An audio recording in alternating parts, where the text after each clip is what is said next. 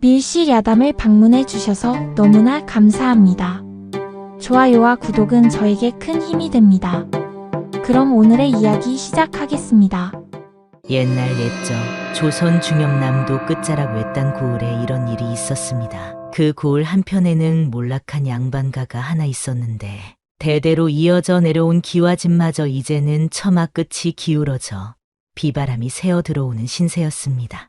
이 집에는 연하라는 22살 된 규수가 아버지와 단둘이 살고 있었어요. 연하의 아버지 심진사는 한때 고을에서 손꼽히는 선비였지만 아내를 일찍 여의고 나서부터는 술로 세월을 보내다 병까지 얻어 누워 지내는 처지가 되었습니다. 아버님, 오늘도 약을 드셔야 합니다. 연하가 손수 달인 탕약을 가져다 드리면 심진사는 쓴 약보다 더 쓴 표정을 지으며 고개를 돌리곤 했어요. 이 못난 아비 때문에 내가 시집도 못 가고 고생만 하는구나. 무슨 말씀을 그리 하세요. 저는 아버님과 함께 있는 게 좋습니다. 그런 연하에게도 한 가지 희망이 있었으니 바로 어린 시절부터 정운한 진호라는 총각이었어요. 양반가인 두 집안 어른들이 아이들의 혼담을 정했을 때 연하는 내심 기뻤어요. 현모양처가 꿈이었던 연하에게 진호는 자신의 꿈과도 같았거든요. 하지만 진호는 갑작스럽게 10살 때 아버지를 잃고 계무의 미움을 받아 집에서 쫓겨난 후 행방이 묘연해졌습니다. 진호의 얼굴 한번 보지 못하고 말 한마디 하지 못하고 그렇게 끝이 나 버렸죠. 그래도 연하는 끝까지 기다렸어요. 아무리 다른 혼담이 들어와도 고개를 저으며 거절했습니다. 진호는 반드시 돌아올 거예요. 약속했거든요. 아버지 병세가 악화되고 가세가 기울면서 연하는 이상한 꿈을 꾸곤 했답니다. 그날도 어김없이 너무나도 생생한 꿈에 일어나 한참을 생각했죠. 자신이 10살 무렵 어느 겨울날 마당에 떨어진 감을 줍고 있던 한 소년, 아버지가 호통을 치던 모습, 그럼에도 떠나지 않던 그 소년. 꿈에서 연하는 그 소년에게 죽 한 그릇과 이불을 줬는데 그때 마주쳤던 그 눈빛이 너무나 맑고 의로워서 잊혀지지 않았어요. 참 이상한 꿈도 자주 꿔. 아버지 식사 준비나 어여해야겠다. 연하는 그런 꿈들을 잊어보려 노력했지만 그럴수록 꿈은 더 생생하게 되살아났죠. 그러던 어느 봄날이었습니다. 마을 어귀에 남루한 행색의 청년 하나가 나타났어요. 키는 훤칠했지만 옷은 헤어져 기운 자국투성이었고 신발은 바닥이 다 떨어져 맨발이 보일 지경이었습니다. 하지만 그 눈빛만은 맑고 의지가 강해 보였어요. 혹시 심진사 댁이 어디인지 아시오? 청년이 지나가는 안악에게 물어보자 그 안악은 코를 찌푸리며 대답했어요. 저기 기와집이 기울어진 집 말이오?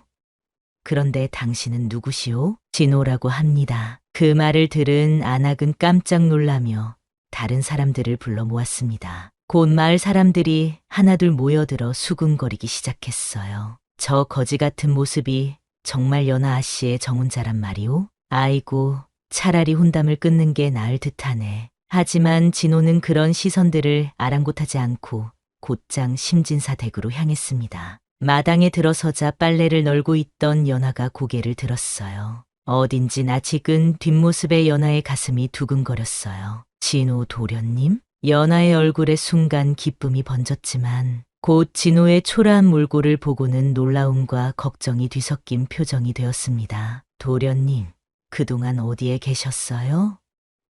왜 이렇게? 연하 씨, 미안합니다. 약속대로 돌아왔습니다. 진호가 환하게 웃으며 말했지만 그 웃음 뒤에는 말할 수 없는 사연이 숨어 있는 듯했어요. 이때 방 안에서 기침 소리가 들려왔습니다. 병상에 누워있던 심진사가 소란 소리를 듣고 나오려 하고 있었어요. 아버님, 진호 도련님이 돌아오셨어요. 연하가 기쁘게 외치자 심진사는 지팡이를 짚고 간신히 일어나 마당으로 나왔습니다. 하지만 진호의 모습을 본 순간 그의 얼굴은 차갑게 굳어졌어요. 내 놈이 진호란 말이냐? 이 꼴로 내 딸의 사윗감이라고? 조인이 진호입니다. 그동안 안부를 여쭙지 못해 죄송합니다. 진호가 깍듯이 절을 올렸지만 심진사의 표정은 더욱 싸늘해졌습니다. 거짓골로 돌아와서 뭘 하겠다는 거냐? 내 딸을 거렁뱅이로 만들겠다는 것이냐? 그 말에 연하가 깜짝 놀라며 아버지를 말렸어요. 아버님, 그런 말씀 마세요. 하지만 심진사는 멈추지 않았습니다. 허울만 양반인 줄 알았더니 아예 거지가 되어 돌아왔구나. 당장 꺼져라. 마을 사람들도 하나둘 몰려들어 수군거렸어요. 저런 거지를 사위로 들이다니. 연하 아씨가 불쌍하네. 하지만 진호는 한마디 변명도 하지 않았습니다. 다만 조용히 웃으며 고개를 숙였을 뿐이었어요. 장인어른께서 말씀하신 게 맞습니다. 하지만 연하 아씨와의 약속만은 지키고 싶습니다. 그날 밤 진호는 마당 한 구석에 거처를 마련하고 머물기 시작했어요. 마을 사람들의 비웃음과 장인의 냉대에도 불구하고 말없이 집안일을 도우며 지내기 시작했습니다. 진호가 심진사 댁에 머문 지 열흘이 지났습니다. 그동안 진호는 한마디 불평 없이 집안 곳곳에 허드레시를 도맡아 했어요. 기운 지붕을 고치고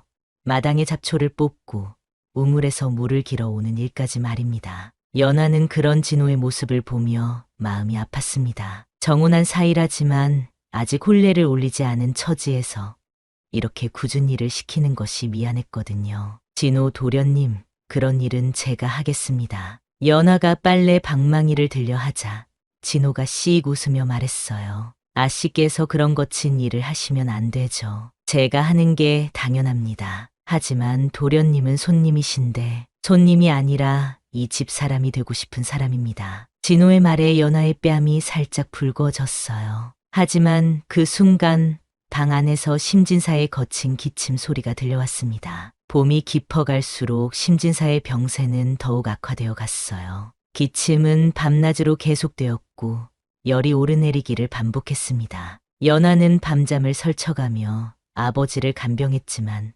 차도는 보이지 않았어요. 아버님, 의원을 불러야겠어요. 연하가 걱정스럽게 말하자 심진사는 고개를 저었습니다. 의원비는 어디서 구하겠느냐? 이미 집안에 남은 것도 없는데. 그 말을 들은 진호가 조용히 말을 꺼냈어요. 제가 의원을 모셔오겠습니다. 내 놈이 무슨 돈으로? 거지 주제에 큰 소리 치지 마라. 심진사가 화를 내자 진호는 잠시 머뭇거리다가 품속에서 작은 보따리를 꺼냈습니다. 이것이라도 팔면 의원비는 될 것 같습니다. 보따리를 풀어보니 낡긴 했지만 꽤 좋은 옥 비녀가 하나 들어 있었어요. 연하가 놀라며 물었습니다. 도련님, 이건 어떻게? 어머니의 유품입니다. 이런 때 쓰라고 남겨주신 거겠죠. 진호의 말에 심진사의 표정이 잠시 누그러졌어요. 하지만 곧 다시 딱딱해지며 고개를 돌렸습니다. 그런 귀한 것을 어찌 장인어른의 건강보다 귀한 것은 없습니다. 결국 옥 비녀를 팔아 마을 의원을 불렀더랬죠. 의원은 심진사를 진찰한 후 심각한 표정으로 말했어요. 병이 꽤 깊이 들었습니다. 인삼이나 녹용 같은 귀한 약재를 써야 할 듯하네요. 그런 약재는 어디서 구합니까? 진호가 묻자 의원이 대답했습니다. 한양까지 가야 제대로 된 것을 구할 수 있을 겁니다. 하지만 값이 만만치 않죠. 그날 밤 연하는 어머니의 유품함을 뒤지며 팔만한 것들을 찾았어요. 은비녀 몇 개와 작은 은그릇들이 전부였지만 그것이라도 팔아서 약값을 만들어야 했습니다. 연하 아씨, 그런 것까지 팔 필요는 없습니다. 진호가 만류했지만 연하는 고개를 저었어요. 아버님을 살리는 일인데 이런 것쯤이야. 그런 연하의 모습을 보며 진호의 마음도 무거워졌습니다. 자신 때문에 이 집안이 더 어려워지는 것 같아서였어요. 며칠 후 마을에 소문이 하나 돌았습니다. 옆 고을의 부유한 상인 박진사가 연하에게 혼담을 제의했다는 것이었어요. 박진사는 원래 이 고을 출신이었는데 어린 시절 심진사가 그의 아버지를 사기꾼이라고 고발하여 집안이 몰락한 적이 있었어요. 그 후 다른 고을로 이사가 장사로 크게 성공했지만 심진사에 대한 원한은 여전했습니다. 이번 혼담도 복수의 일환이었죠. 그 양반이 연하 아씨를 보고 한눈에 반해서 청혼했다는구나. 연하 아씨도 이제 좋은 데로 시집갈 수 있겠네. 마을 사람들의 수군거림이 심진사 댁까지 들려왔어요. 심진사는 병상에서 듣고도 아무 말이 없었지만 연하는 단호하게 고개를 저었습니다. 그런 말씀 마세요. 저는 이미 정혼한 몸입니다. 하지만 아씨, 지금 형편으로는 마을 안악들이 설득해도 연하는 듣지 않았어요. 하지만 진호는 그 이야기를 들으며 깊은 생각에 빠졌습니다. 내가 있는 한 연하는 행복할 수 없겠구나. 그날 밤, 진호는 연하에게 조용히 말했어요. 연하 아씨, 제가 약초를 구하러 길을 나서겠습니다. 무슨 말씀이세요? 그런 위험한 일을. 장인어른을 살릴 수 있는 약초를 반드시 구해오겠습니다. 기다려 주세요. 연하가 만류했지만 진호의 의지는 굳었어요. 사실 진호에게는 다른 계획이 있었습니다. 어렸을 때부터 자신을 괴롭혀온 기억들, 그리고 최근 들어 떠오르는 흐릿한 기억들을 정리하고 싶었거든요. 다음 날 새벽, 진호는 작은 보따리 하나만 메고 집을 나섰습니다. 연하가 뒤쫓아 나왔지만 진호는 돌아보지 않고 마을을 벗어났어요. 도련님, 도련님, 연하의 부르는 소리가 새벽 공기를 가르며 멀어져 갔습니다. 마을 사람들은 그 모습을 보며 고개를 저었어요. 역시 거지는 거지로구나. 어려워지니 도망치는군. 불쌍한 연하 아씨, 이제라도 박진사 혼담을 받아들이는 게 나을 텐데. 하지만 연하만은 끝까지 진호를 믿고 있었습니다. 진호가 떠난 지 한 달이 흘렀습니다. 연하는 매일 마을 어귀에 나가서 돌아오는 길손들을 바라봤지만 진호의 소식은 들리지 않았어요. 심진사의 병세는 날로 악화되어 갔습니다. 기침은 더욱 심해졌고 밤마다 열이 오르며 헛소리를 하는 날이 늘어났어요. 연하는 밤잠을 설쳐가며 아버지를 돌봤지만 약도 없이 할 수 있는 일은 한계가 있었습니다. 아버님, 물 한 그릇 드세요. 연하가 정성스럽게 끓인 미음을 가져다 드려도 심진사는 몇 숟가락 뜨지 못하고 토해내곤 했어요. 연하야, 아비가 이러니 내가 얼마나 고생스럽겠느냐. 그런 말씀 마세요. 괜찮습니다. 하지만 연하의 얼굴은 날로 야위어 갔어요. 밤낮으로 간병을 하느라 제대로 끼니를 챙기지도 못했거든요. 마을 사람들이 가끔 죽 한 그릇씩 가져다 주기는 했지만 그것만으로는 턱없이 부족했습니다. 그런 어느 날 마을에 화려한 가마 하나가 나타났어요. 가마에서 내린 사람은 비단 두루마기를 입은 중년 남자였는데 바로 소문으로만 듣던 박진사였습니다. 박진사는 마을 이장과 함께 심진사 댁을 찾아왔어요. 그의 눈에는 복수의 빛이 서려 있었습니다. 심진사님, 안녕하시오? 병상에 누운 심진사가 간신히 일어나 인사를 받았습니다. 박진사의 얼굴을 본 순간 심진사의 표정이 굳어졌어요. 박진사님께서 이런 누추한 곳까지. 과거 일은 다 잊었소. 오늘은 좋은 일로 왔소. 박진사는 연하를 힐끔 쳐다보며 말을 이었어요. 따님이 참하고 아름답다는 소문을 듣고 왔소. 혼담을 의논할 수 있겠소? 그 말에 연하는 깜짝 놀라며 아버지 뒤로 숨었어요. 심진사도 당황했지만 박진사는 계속 말을 이었습니다. 제가 비록 호랍이 신세이지만 재산은 넉넉합니다. 평생 부족함 없이 살게 해드리겠소. 그리고 박진사의 목소리가 차갑게 변했어요. 심진사님께서도 편안하게 여생을 보내실 수 있도록 모든 뒷바라지를 해드리겠소. 하지만 이 아이는 이미 정혼한 사이가 있는지라. 심진사가 난처해하자 박진사는 냉소를 지었어요. 그 거짓말이오? 벌써 한 달째 종적을 감췄다면서요? 도망간 것 아니오? 그런 게 아닙니다. 연하가 벌떡 일어나며 설명하려 했지만 박진사는 신경 쓰지 않았어요. 현실을 보시오. 지금 상황에서 약값은 어떻게 마련하시겠소? 제가 도와드리겠소. 박진사가 품에서 은자 몇 잎을 꺼내 놓자 심진사의 눈이 흔들렸어요. 당장 급한 것이 약값이었거든요. 그때 박진사가 속마음을 드러냈습니다. 심진사님, 옛날 일을 기억하시오? 제 아버지를 사기꾼이라고 고발하셨던 일 말이오. 심진사의 얼굴이 창백해졌어요. 그때는 정말 죄송했소. 하지만 나도 관의 명을 거역할 수 없어서. 알고 있소. 하지만 우리 집안이 망하는 것을 보고도 한 번도 사과하지 않으셨지요? 박진사의 목소리에 원한이 서려 있었어요. 이번 혼담은 복수가 아니라 화해의 의미요. 당신 딸을 제가 평생 잘 모시겠소. 단 조건이 있소. 무슨 조건이요? 연하 씨는 평생 제 집에서만 살아야 하고 친정과는 완전히 인연을 끊어야 하오. 그 말에 연하가 발끈했어요. 말도 안 돼요. 그런 조건은 받을 수 없어요. 하지만 박진사는 차갑게 웃었어요. 그럼 다른 방법이 있나요?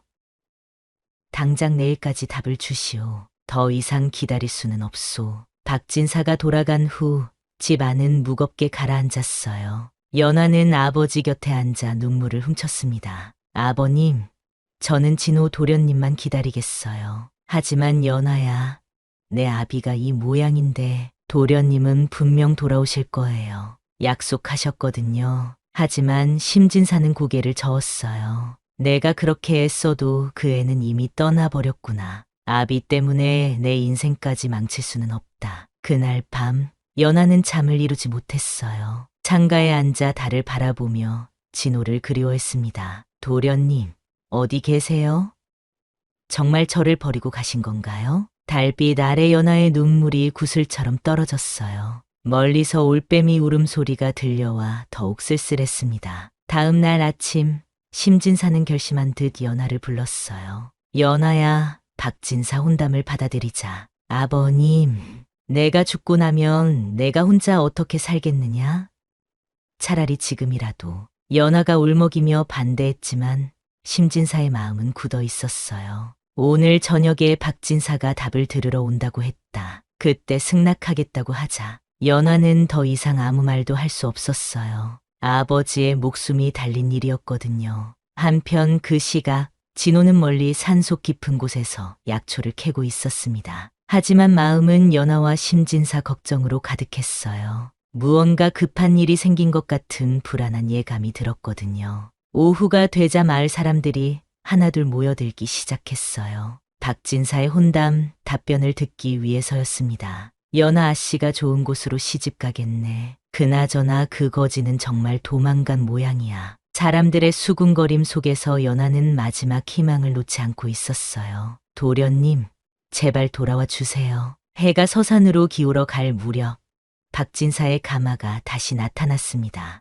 이번에는 혼례 준비물까지 가져온 것 같았어요. 자, 좋은 답변을 들을 수 있을까요? 박진사가 당당하게 물었을 때 갑자기 마을 어귀에서 말발굽 소리가 들려왔습니다. 모든 사람들이 그쪽을 바라봤습니다. 무슨 일인지 궁금해하며 하나둘 마을 어귀로 향했어요. 연하도 가슴이 두근거리며 그 소리를 들었습니다. 왠지 모르게 가슴 한구석에 희망이 피어오르는 것 같았어요. 한 달 전 진호는 마을을 떠나며 목적지를 정해놓고 있었어요. 바로 어린 시절 자신이 살았던 옛집터였습니다. 기억 속에 남아있는 흐릿한 단서들을 찾기 위해서였죠. 험한 산길을 며칠간 걸어서 도착한 곳은 이미 폐허가 된 저택이었어요. 담장은 무너지고 기와 지붕은 떨어져 있었지만 진호는 이곳이 틀림없이 자신의 옛집이라는 확신이 들었습니다. 어머니, 아버지.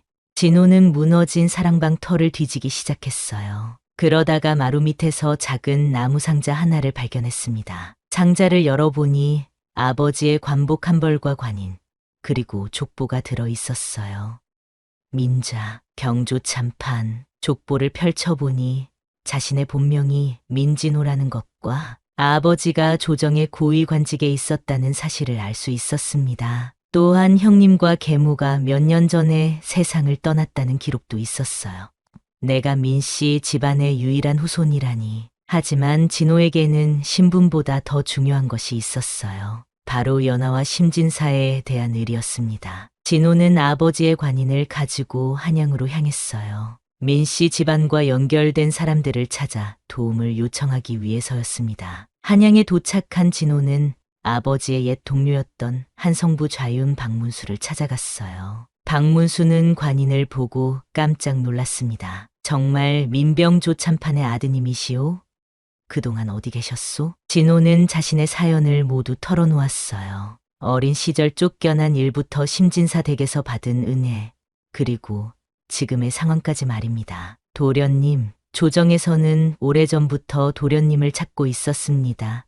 왕실 문중에 이어지는 피한줄기인 도령님을 말이오. 민씨 집안의 가산도 모두 도련님 명의로 되어 있고요. 박문수의 말에 진호는 놀랐어요. 하지만 저는 한양에 머물 생각이 없습니다. 은혜를 받은 그곳으로 돌아가 장인어른을 살려야 합니다. 박문수가 잠시 생각하더니 제안했어요. 그렇다면 그 고을의 관리 자리는 어떠십니까? 솔직히 말하면 다들 그 고을을 기피한다 하나 제가 상소를 올려보겠습니다. 참판의 혈통으로 문중의 마지막 후손이라는 명분으로 말입니다. 조정에서도 이 뜻을 받아들일 것입니다. 진호의 눈이 밝아졌어요. 관리가 된다면 심진사를 제대로 치료할 수 있고 연하와의 혼례도 당당하게 올릴 수 있을 것 같았거든요. 좋습니다. 그 고을을 위해서라면 제 평생 모든 걸 바쳐 일할 수 있는 곳입니다.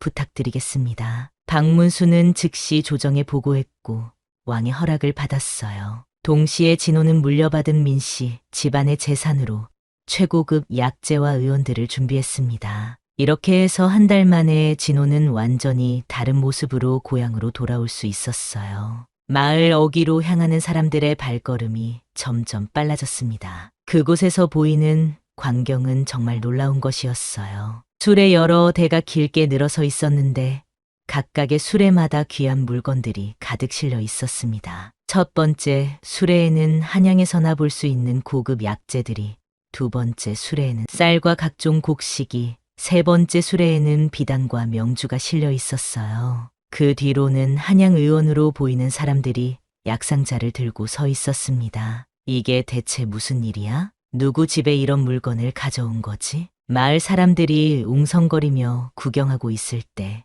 행렬의 맨 앞에서 한 사람이 천천히 걸어 나왔어요. 깔끔한 도포를 입고 갓을 쓴 청년이었는데 걸음걸이도 당당하고 기품이 느껴졌습니다. 하지만 그 얼굴을 본 사람들은 모두 깜짝 놀랐어요. 저 사람이 진호 아닌가? 맞았습니다. 한 달 전 남루한 행색으로 떠났던 바로 그 진호였어요. 하지만 지금의 모습은 완전히 달랐습니다. 옷차림도 기품 있었지만 무엇보다 그 눈빛과 자세에서 범상치 않은 기운이 느껴졌어요. 진호는 사람들의 시선을 받으며 천천히 심진사 댁으로 향했습니다. 연하는 그 모습을 보자마자 눈물이 왈칵 쏟아졌어요.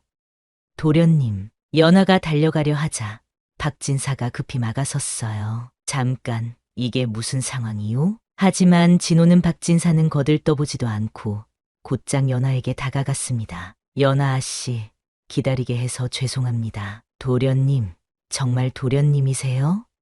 이 모든 게, 네, 약속대로 돌아왔습니다. 장인어른의 병을 고칠 약을 가져왔어요. 진호가 손짓하자 한양 의원들이 약상자를 들고 다가왔어요. 그 안에는 최고급 인삼, 녹용, 산삼 등 귀한 약재들이 가득 들어 있었습니다. 박진사가 당황하며 물었어요. 이게 다 뭐요?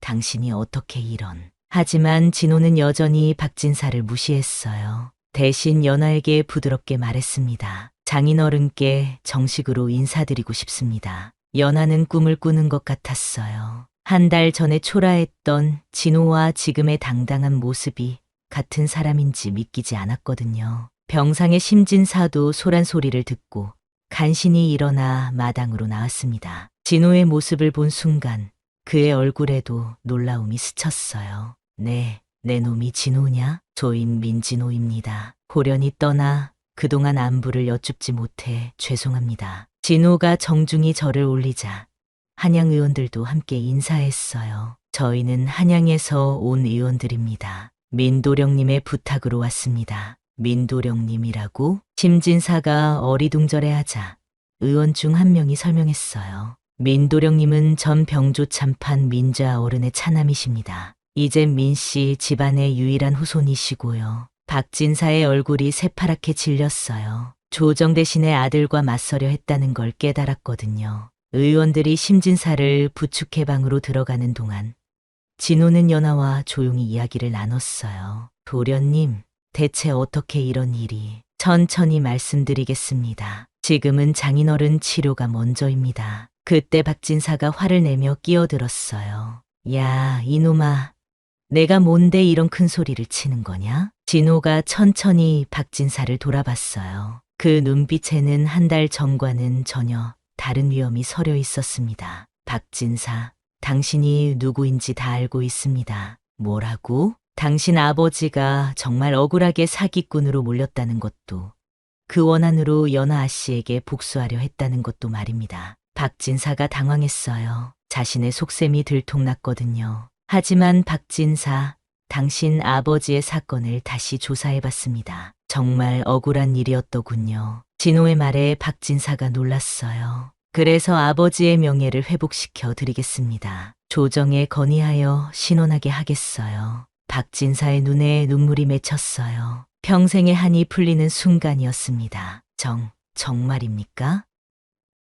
네, 하지만 조건이 있습니다. 다시는 선량한 사람들을 괴롭히지 마십시오. 박진사는 고개를 숙였어요. 진호의 넓은 마음에 감동했거든요. 도령님, 죄송합니다. 제가 너무 원한에 사로잡혀 있었습니다. 그때 방에서 의원이 나왔어요. 다행입니다. 이제 위기는 넘긴 것 같습니다. 이 약재들로 정성스럽게 치료하면 완쾌할 수 있을 것 같습니다. 그 말에 연아가 기뻐서 눈물을 흘렸어요. 정말입니까? 네.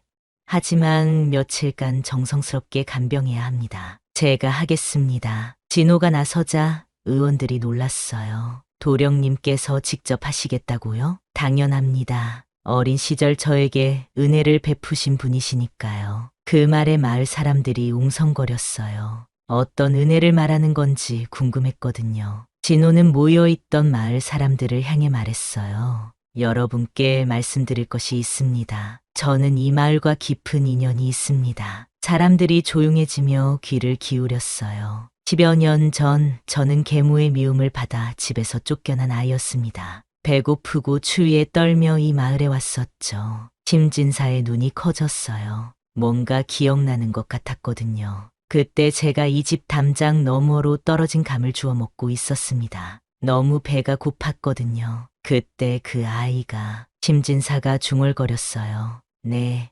맞습니다. 장인어른께서는 처음에는 호통을 치셨지만 그날 밤 저에게 따뜻한 방 한 켠을 내주셨습니다. 연아도 이제 기억이 났어요.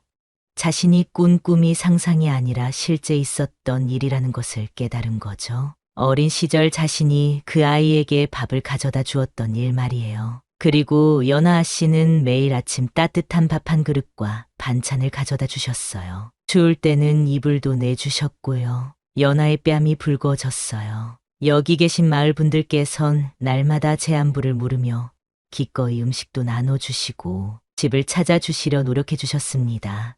그때 전 아이였지만 담 넘어 나누던 말씀들이 다 기억납니다. 마을 사람들이 감동하며 들었어요. 그 당시 장인어른은 겉으론 쌀쌀 맞으셨지만 마음만은 누구보다 절 걱정하셨습니다. 저에게 내주신 방 한 켠을 밤마다 들여다보셨죠. 혹여 제가 춥진 않은지, 끙끙대고 있진 않은지 말입니다. 한 번은 사내가 당당치 못하다며, 너는 아무 잘못 없다며 어깨 피고 다니라고 저에게 호통도 치셨죠. 제가 이곳에서 받은 그 은혜는 평생 잊을 수 없었습니다. 심진사의 눈에 눈물이 맺혔어요. 진호야, 미안하구나. 내가 내게 그렇게 모진 말을. 아닙니다. 장인어른. 저 같은 놈에게 딸을 맡기시는 게 걱정되시는 게 당연했습니다. 진호는 그날 밤새 심진사 곁에서 간병했어요. 탕약을 정성스럽게 끓이고 이마에 열을 식혀주며 한시도 곁을 떠나지 않았습니다. 연아는 그런 진호의 모습을 보며 마음이 뭉클했어요. 도련님, 제가 할게요. 주무세요. 괜찮습니다. 제가 하고 싶어서 하는 일이에요. 새벽이 되자 심진사의 열이 내리기 시작했습니다. 의원들도 안도의 한숨을 쉬었어요. 다행입니다. 이제 회복될 것 같습니다. 심진사의 건강이 회복되자 마을에는 기쁨이 넘쳤어요. 그동안 모든 사람들이 걱정하고 있었거든요. 박진사는 진호에게 정식으로 사과했어요. 도령님, 저의 어리석음을 용서해 주십시오. 원한에 사로잡혀 선량한 사람들을 괴롭혔습니다. 박진사님, 과거는 과거입니다. 이제 새롭게 시작하시죠. 진호의 너그러운 마음에 박진사는 더욱 감동했어요. 도령님의 은덕을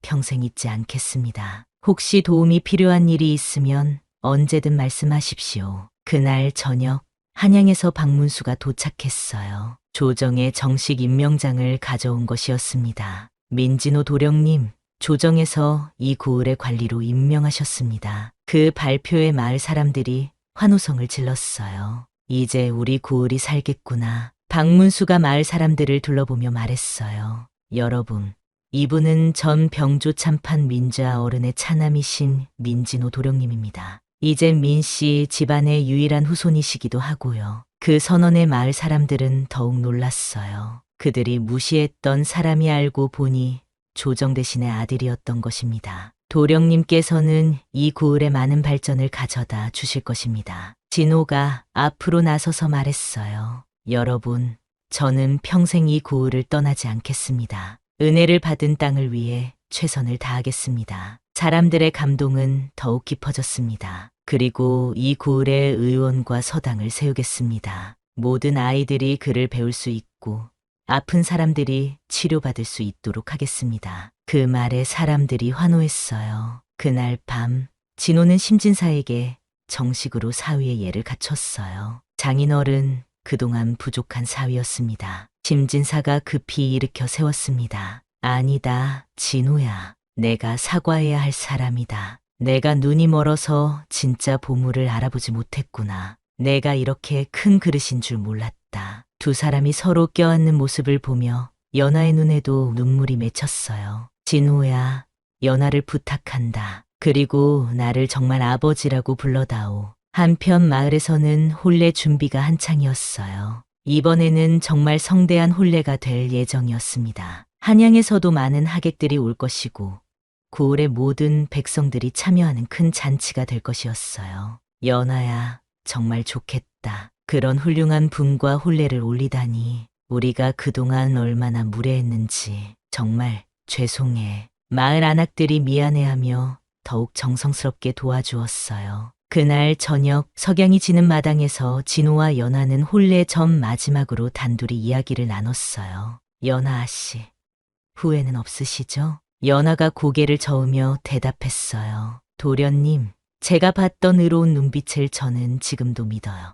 저도 마찬가지입니다. 어린 시절부터 연하 씨의 따뜻한 마음에 감동했어요. 두 사람은 손을 맞잡고 미래를 다짐했어요. 우리 함께 이 고을을 아름답게 만들어요. 혼례일이 다가오자 고을 전체가 축제 분위기가 되었어요. 한양에서 온 하객들과 다른 고을에서 온 친척들, 그리고 고을의 모든 백성들이 함께 준비했습니다. 연하는 곱게 화장을 하고 화려한 화롯을 입었어요. 붉은 치마와 노란 저고리가 어우러진 그 모습이 마치 선녀가 내려온 것 같았습니다. 머리에는 떨잠과 뒷꽂이를 정성스럽게 꽂았고 얼굴에는 연지곤지를 발라 더욱 아름다워 보였어요. 진호도 신랑복을 입고 나타났을 때 사람들이 감탄사를 내뱉었습니다. 검은 사무관대에 자주색 골룡포를 입은 그 모습은 정말 위엄있고 품격이 넘쳤어요. 혼례식은 마을 어기 큰 마당에서 열렸습니다.